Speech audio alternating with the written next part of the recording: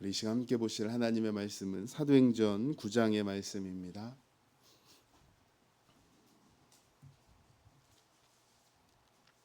사도행전 9장 1절에서 9절까지 함께 보도록 하겠습니다. 사도행전 9장 1절에서 9절의 말씀 우리 한 절씩 교독하도록 하시겠습니다. 사울이 주의 제자들에 대하여 여전히 유협과 살기가 등등하여 대지사장에게 가서 다메섹 여러 회당에 가져갈 공문을 청하니 이는 만일 그 도를 따른 사람을 만나면 남녀를 막론하고 결박하여 예루살렘으로 잡아오려 함이라. 사울이 길을 가다가 다메섹에 가까이 이르더니 호련히 하늘로부터 빛이 그를 둘러 비추는지라. 땅에 엎드려 소리가 있어 이르되 사울아 사울아 내가 어찌하여 나를 박해하느냐 하시거늘 대답하되 주여 누구시니이까? 이르시되 나는 내가 박해하는 예수라. 너는 일어나 시내로 들어가라. 내가 행할 것을 내게 이를 자가 있느니라 하시니 같이 가던 사람들은 소리만 듣고 아무도 보지 못하여 말을 못하고 서 있더라. 사울이 땅에서 일어나 눈을 떴으나 아무것도 보지 못하고 사람의 손에 끌려 다메섹으로 들어. 함께 읽겠습니다. 사흘 동안 보지 못하고 먹지도 마시지도 아니하니라. 아멘. 성경의 모든 기록이 다 중요하지만 사도행전은 매우 중요한 사건들을 기록하고 있습니다. 예수님의 승천 이후에 오순절 성령이 임하는 사건이라든지 또 초대 교회가 탄생하는 장면 속에서 최초의 교인 또 최초의 집사 직분과 같은 그러한 이야기들이 기록되어져 있는 것입니다. 뿐만 아니라 유대인과 이방인에게 차별 없이 주어지는 복음과 또 하나님의 은혜와 사랑을 우리는 발견할 수도 있습니다. 이러한 사도행전의 이야기들 가운데 9장은 매우 중요한 사건을 기록하고 있습니다. 그것은 바울이 회심을 하고 있기 때문입니다. 이방인의 사도로 불려지는 바울, 또 예수님과 자주 비교되어지는 바울이 예수님을 만난 이야기입니다. 예수님을 만난 이후에 바울의 삶은 완전히 달라졌습니다. 새로운 삶을 살았던 것입니다. 사울이었던 바울이 사도행전에 처음 등장하는 것은 스데반의 순교 때였습니다. 스데반의 죽음 앞에서도 사울은 달라진 것이 아무것도 없었습니다. 오늘 본문에서 보듯이 그는 여전히 살기가 등등하였고 또 예수님을 믿고 따르는 자를 잡아오려고 혈안이 되어 있었을 뿐이었습니다. 이와 같은 사울의 열심은 어쩌면 모든 믿는 자들에게는 두려움과 또 걱정거리가 되었을지도 모르겠습니다. 바로 그때 예수님이 사울에게 찾아오셨습니다. 사울이 예수님을 믿고 따르는 자들을 잡아오기 위해 다메섹에 이르렀을 때에 하늘에서 강력한 빛이 사울을 둘러쌌습니다. 그 빛이 얼마나 강력하였는가 하면 사울은 땅에 엎드러질 수밖에 없었습니다. 그리고 그 순간 사울을 부르는 소리가 들렸습니다. 사울아 사울아 어찌하여 내가 나를 박해하느냐. 이 소리 앞에 사울은 엄청난 충격을 받았을 것입니다.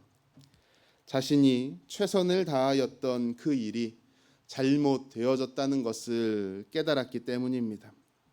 사울은 하나님의 일을 한다고 확신하며 살았을 것입니다. 그런데 실제로는 하나님의 일을 하고 있는 것이 아니라 하나님을 대적하며 하나님의 일을 대적하며 방해하고 있었던 것입니다.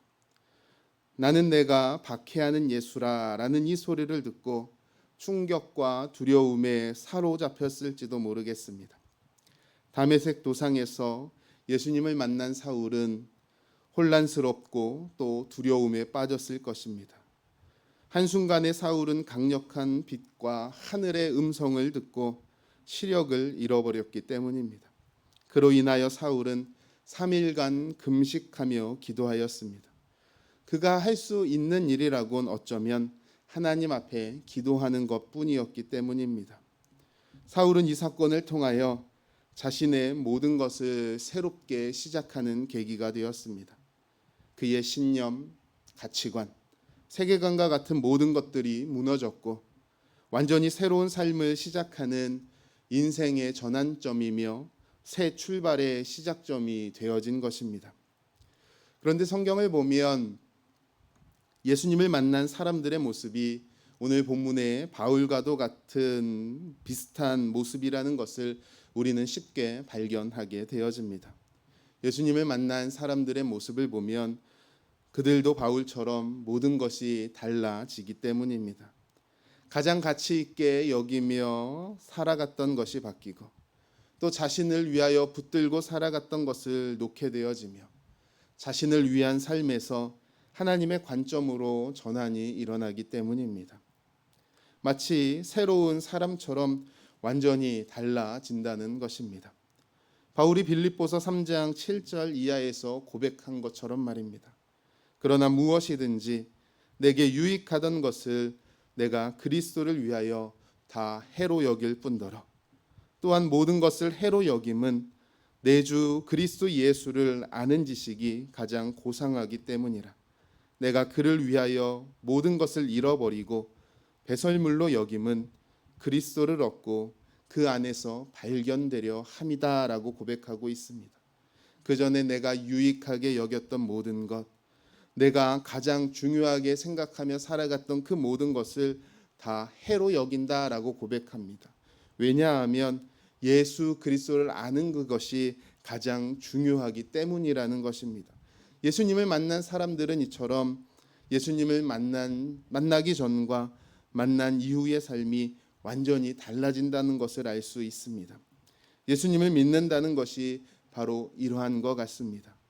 우리가 예배를 드리고 또 헌금 생활을 하며 교회에서 헌신하며 봉사하는 모든 삶의 우선순위가 바뀌고 또 그렇게 살아갈 수 있는 그 일은 바로 우리의 영적 눈이 열려야지만 가능한 것 같습니다. 왜냐하면 우리가 행하는 그 모든 신앙적인 행위들은 당장에는 손해처럼 보여지기 때문입니다. 세상적인 가치관과 인생관을 가지고 있다면 우리는 도무지 행할 수 없는 일들을 예수님 때문에 행하며 살아가고 있기 때문입니다. 이 새벽에 지금 나와 있는 것 자체도 세상 사람들이 보기에는 도무지 이해할 수 없는 일이라고 할 수 있습니다. 차라리 그 시간에 잠을 더 자든지 아니면 운동이나 공부와 같은 자기 개발을 하는 것이 훨씬 더 유익하고 중요하다라고 생각할 수 있기 때문입니다. 하지만 우리가 하루를 시작하며 기도의 자리를 찾는 것은 바로 우리의 삶의 중심에 하나님이 계시기 때문일 것입니다. 예수님을 만나 우리의 삶의 인생과는 달라졌고 또 근본적인 삶의 관점이 이 땅을 위한 삶이 아니기 때문에 우리가 하나님 앞에서 믿음으로 살아갈 수 있는 것입니다. 저와 여러분들은 이처럼 하늘에 속한 자들임을 기억하시며 오늘 하루도 이 땅에 사람들과 함께 같이 살아가지만 세상의 조류와 흐름 속에 휩쓸리지 않고 하나님께서 주신 사명과 또 소명을 굳게 붙잡고 살아가실 수 있는 저와 여러분들이 되시기를 주님의 이름으로 축복합니다. 기도하도록 하겠습니다.